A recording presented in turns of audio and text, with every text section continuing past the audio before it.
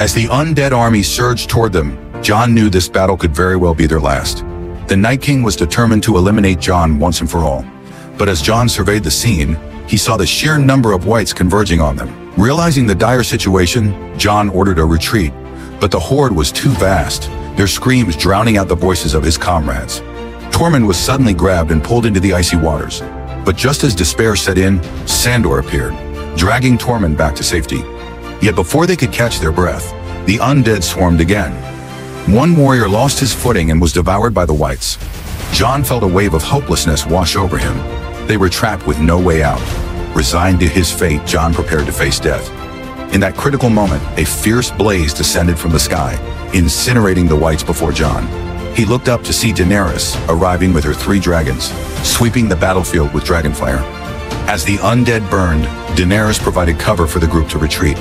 But just then, the White Walkers handed the Night King an ice spear.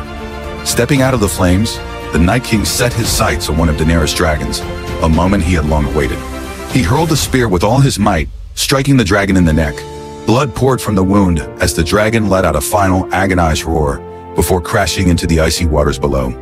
Daenerys watched in anguish, knowing she had lost not just one of the world's last 3 dragons, but a creature she had raised as her own child.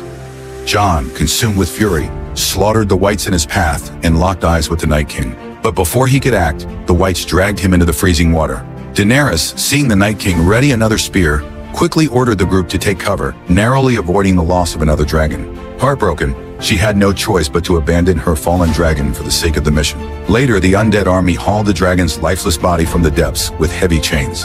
The Night King approached, placing his hand on the dragon's face, infusing it with dark magic. The dragon's eyes snapped open, now glowing a menacing blue. Under the Night King's control, this once majestic creature would unleash hellfire from the depths, tearing down the wall and paving the way for the annihilation of humanity.